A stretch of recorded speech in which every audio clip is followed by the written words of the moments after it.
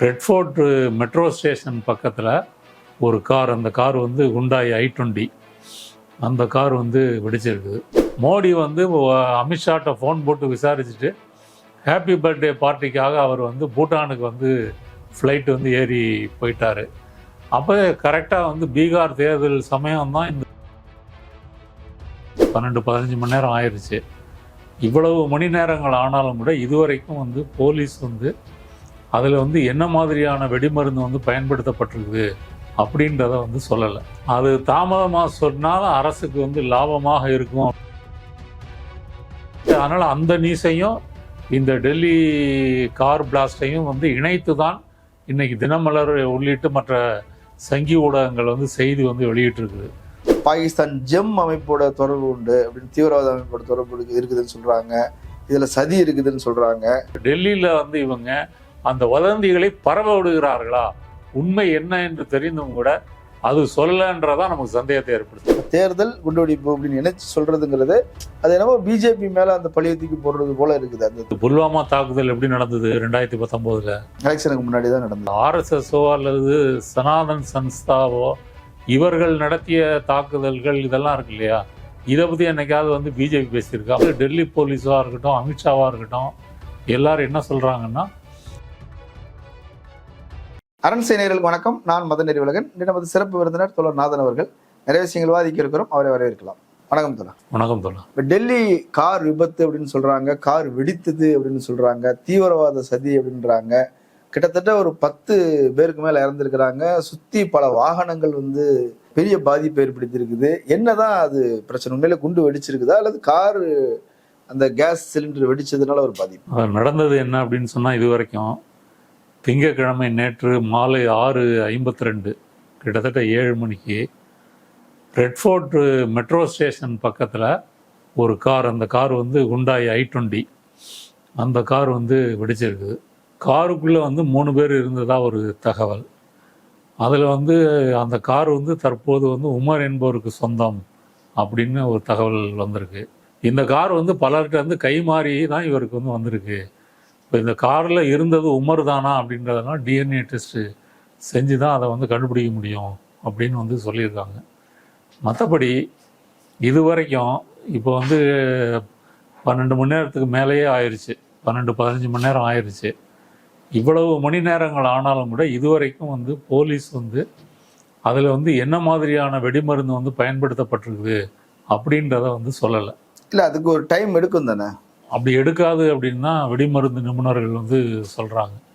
அவங்க என்ன சொல்கிறாங்க அப்படின்னு சொன்னால், ஒரு வெடி குண்டு வைத்து ஒரு கார் வெடிச்சதுன்னா அது ஏற்படுத்திய சேதம், அதிலிருந்து வெளிவரக்கூடிய புகை, இதையெல்லாம் வைத்துக்கொண்டு குறுகிய நேரத்திலே அதை வந்து கண்டுபிடிச்சிடலாம். எவ்வளோ நேரம்?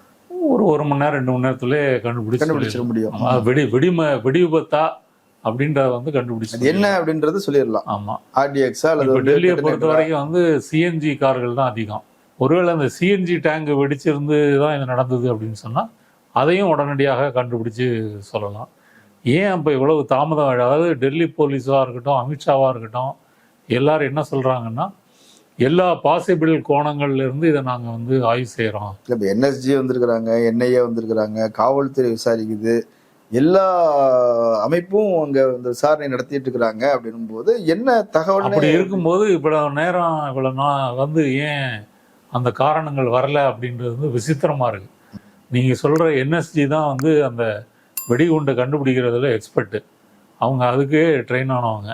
அவங்க வந்திருக்கிறாங்க, NIA வந்திருக்கிறாங்க. டெல்லி போலீஸ் அப்படின்றது வந்து உள்துறை ஹோம் மினிஸ்ட்ரி கண்ட்ரோலில் தான் வந்து இருக்குது, அமித்ஷா கண்ட்ரோலில் தான் இருக்குது. உளவுத்துறையெல்லாம் வச்சுருக்கிறாங்க.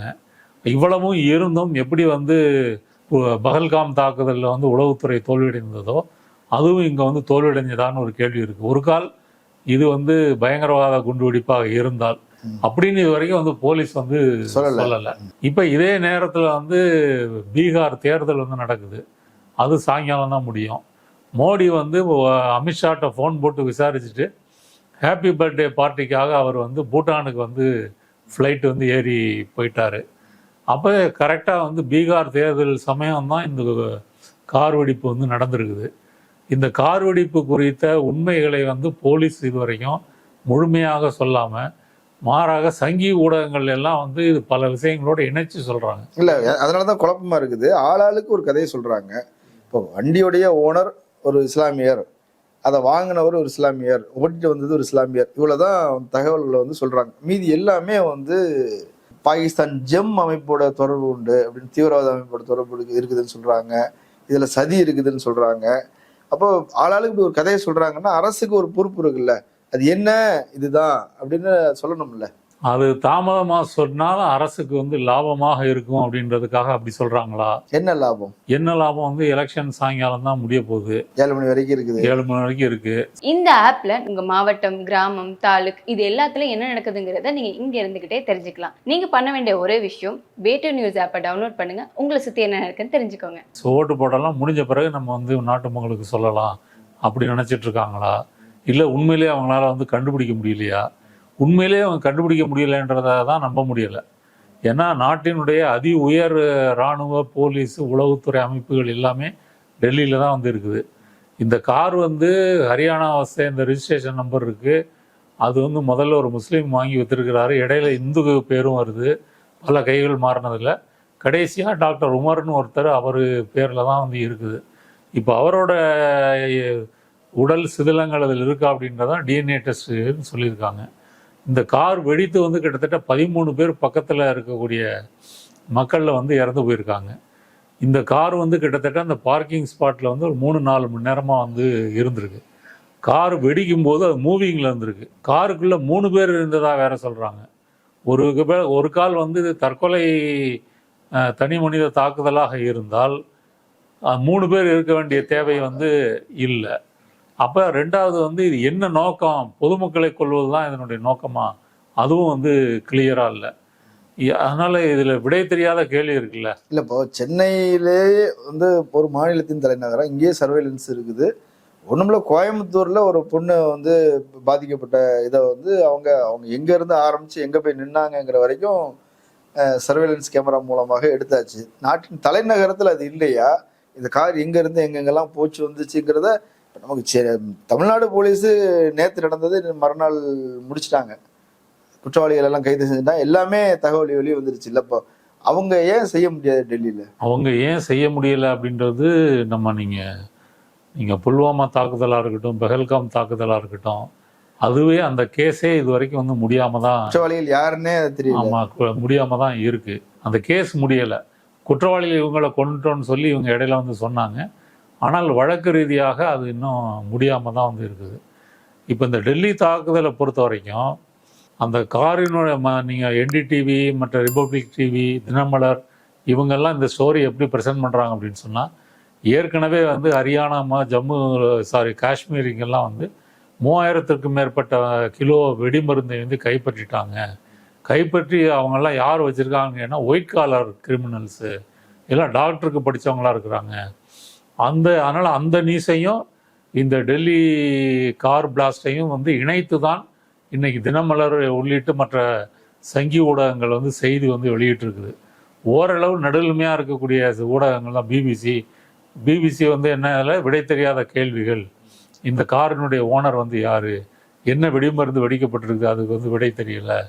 அடுத்தபடியாக இது வந்து என்ன நோக்கத்துக்காக இது வந்து நடந்திருக்குது இப்படி. ஏன்னா நீங்கள் ஒரு தற்கொலை படை தாக்குதல் அப்படின்னு சொன்னால் அவர் யார் என்ன அடையாளத்தை வந்து கண்டுபிடிச்சிருவாங்க. கண்டுபிடிச்சிட்டா அது வந்து இந்த பொதுமக்களை கொல்றதுக்காக தான் இவங்க செஞ்சாங்க அப்படின்னு சொன்னால், அது வந்து அந்த எந்த இயக்கமாக இருந்தாலும் அது வந்து மக்கள் மத்தியில் வந்து ஒரு பயங்கரவாத இயக்கமாக வந்து தனிமைப்படும். இப்படி பல கேள்விகள் வந்து இருக்குது. இதுவரைக்கும் என்ன வெடிமருந்து அப்படின்றதையும் வந்து சொல்லலை.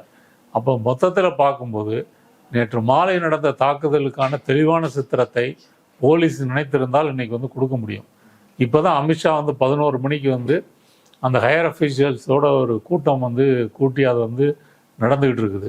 அந்த கூட்டத்தில் வந்து என்ன முடிவெடுக்க போகிறாங்கன்றதை இனிமேல் தான் வந்து ஊடகங்கள் வந்து வெளியிட முடியும். நம்முடைய கேள்வி என்னென்னா, தலைநகரத்தில் இப்படி நடந்திருக்குது அப்படின்னு சொன்னால் அமித்ஷாவினுடைய உள்துறை அமைச்சகம் அதன் கீழ் வரக்கூடிய உளவுத்துறை அமைப்புகளை வந்து என்ன செஞ்சிட்டு இருந்தாங்க, செங்கோட்டை என்று சொல்லப்படக்கூடிய முக்கியமான இடத்துல இது வந்து வெடிச்சிருக்குன்னு சொன்னால் உங்களுக்கு வந்து இன்டெலிஜென்ஸ் இன்புட்டு வந்து அது வரவே இல்லையா? ஏற்கனவே வந்து பகல்காமுக்கு வந்து அப்படி வந்ததாக சொல்கிறாங்க, புல்வாமா தாக்குதலுக்கு வந்ததாக சொல்கிறாங்க. சத்யபால் மாலிக் அதை பற்றி சொல்லியிருக்காரு. நாங்கள் ஃப்ளைட்டில் ஏர்லிஃப்ட் கொண்டு போய் விடலான்னு கேட்டதுக்கு மறுத்துட்டாங்க. இதை நீங்கள் வெளியே பேசாதீங்கன்னு மோடி சொன்னதாக அவரே சொல்லியிருக்காரு. அதுக்காக அவர் வீட்டில் ரைடெல்லாம் வந்து போய் நடத்தியிருக்காங்க. அடுத்தது இன்னொரு செய்தி என்னென்னா, ஆப்ரேஷன் சிந்தூர் இன்னும் முடியலை அப்படின்ற செய்தியும் இந்த சங்கி ஊடகங்கள் தொடர்ந்து வெளியிட்டு இருக்காங்க. என்ன சொல்ல வராங்கன்னா, இந்த கார் குண்டுவெடிப்புன்றது பாகிஸ்தானுடைய சதி. இப்போ பாகிஸ்தான் பண்ணிச்சுன்னா நம்ம ஆப்ரேஷன் சிந்தூர் இன்னும் முடியலை, திரும்ப அட்டாக் பண்ண வேண்டியதான் அப்படின்னு சொல்லி இவங்க ஆப்ரேஷன் சிந்தூர்னு பேசுறதுக்கு முன்னாடியே ட்ரம்ப் அங்கே வந்து என்ன சொல்கிறாரு, இந்த இந்தியாவுக்கும் பாகிஸ்தானுக்கான போரை வந்து நான் தான் நிறுத்தினேன் அப்படின்னு சொல்லி 60க்கும் மேற்பட்ட முறை வந்து அவர் சொல்லிட்டாரு. அதனால ட்ரம்ப் தொடர்ந்து அதை சொல்லிட்டு இருக்கும்போதே ஆப்ரேஷன் சிந்தூர் இன்னும் இருக்குது அப்படின்னு சங்கிகள் வந்து சொல்கிறாங்க. ட்விட்டர் எக்ஸ்தலத்தில் போய் பார்த்தீங்க அப்படின்னு சொன்னால் இது நேரடியாக முஸ்லீம்களை குறிவைத்தும் ஜம்மு காஷ்மீர் மக்களை குறிவைத்தும் இது வந்து பயங்கரவாத தாக்குதல் அப்படின்னு சொல்லியும் இந்த 3000 கிலோ வந்து வெடிமருந்தை வந்து கண்டுபிடிச்சிட்டாங்க, அதுதான் இந்த கார்லையும் வச்சிருந்து பயன்படுத்தப்பட்டிருக்குது, இந்த மாதிரி செய்திகளை வந்து பரவ விடுறாங்க. இப்படி செய்திகள் பரவ விடும்போது அரசாங்கம் ஒரு பொறுப்புணர்வாக அதுக்கு வந்து பதில் சொல்லணும். இவ்வளவு வெளியே வந்து பிரச்சாரம் நடந்துட்டு இருக்கு. உதாரணத்துக்கு கரூரில் வந்து கான்ஸ்பிரசி தியரி வந்து நிறைய வெளியிட்டாங்க இல்லையா, விதவிதமாக வெளியிட்டாங்க. அப்போ வெளியிடும்போது மக்கள் மத்தியில இருந்து அது ஒரு காட்டு தீயாக பரவிட்டு இருக்கும்போது திமுக அரசாங்கம் என்ன செஞ்சுது, அங்கே இருக்கக்கூடிய அதிகாரிகளை வைத்துக்கொண்டு என்ன நடந்துச்சு அப்படின்றத வந்து தெளிவாக வந்து ஆதாரங்களோட வந்து சொல்கிறாங்க. அது வந்து இந்த வதந்திகளுக்கு வந்து ஒரு முற்றுப்புள்ளி வைக்கும் விதமாக வந்து இருந்தது. அப்படி இருக்கும்போது டெல்லியில் வந்து இவங்க அந்த வதந்திகளை பரவ விடுகிறார்களா, உண்மை என்ன என்று தெரிந்தும் கூட அதை சொல்வதற்கு ஏன் தாமதிக்கிறார்கள் அப்படின்ற கேள்விதான் வந்து இங்கே நிற்குது. எந்த போலீஸ் அதிகாரியும் இது வரைக்கும் நம்ம பேசிகிட்டு இருக்கிற இந்த நிமிடம் வரைக்கும் இது என்ன வெடிமருந்து, எப்படி வந்து வெடிக்க வச்சாங்க, இதில் சம்மந்தப்பட்டவங்க யார் அப்படின்ற தகவலை வந்து சொல்லலை. மாறாக நாங்கள் வந்து கண்டுபிடிச்சிட்டு இருக்கோம், தடயவியல் துறை ஃபாரின்சிக் டிபார்ட்மெண்ட்லாம் எல்லாம் வந்து வேலை பார்த்துட்டு இருக்காங்க, இது வந்து டைம் எடுக்கும், இப்படி தான் வந்து சொல்கிறாங்க. இப்படி சொல்லி இருக்கும்போது இதை வெளிப்படையாக சொல்லணும்ல.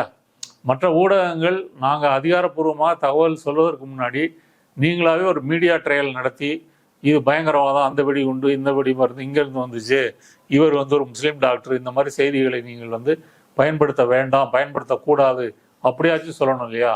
அது சொல்லன்றதா நமக்கு சந்தேகத்தை ஏற்படுத்தும். விசிக தலைவர் திருமா வந்து சொல்லும்போது தேர்தலுக்கு முன்னாடி எல்லாம் வந்து இந்த மாதிரி குண்டுவெடிப்பு நடக்குது, இது வந்து அப்படி சொல்ற துணியே வந்து எனக்கு வந்து இப்போ தேர்தல் குண்டுவெடிப்பு அப்படின்னு நினைச்சு சொல்றதுங்கிறது அது என்னவோ பிஜேபி மேல அந்த பழிய தூக்கி போடுறது போல இருக்குது. அந்த தோற்றம் சரிதானா? புல்வாமா தாக்குதல் எப்படி நடந்தது? 2019 எலெக்ஷனுக்கு முன்னாடி தான் நடந்தது. அதை வைத்து கொண்டுதான் பிஜேபி வந்து பிரச்சாரம் பண்ணி தேர்தலில் வந்து ஜெயிச்சுது.